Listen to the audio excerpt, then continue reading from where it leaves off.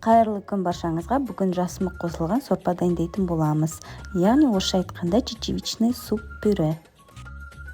Ең алдымен қызып тұрған табамызға сары майымызды ертіп, үстіне кубиктап туралған жуа, сәбіз, картоп салып шығамыз. Картоп қосу маңызды емес.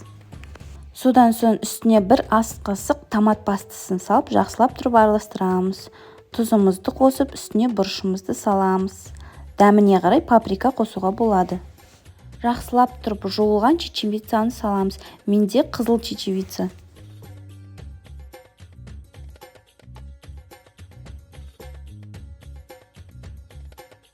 Енді үстіне қайнап тұрған суды құйып, баяу отта чечевица піскенше қайнатамыз.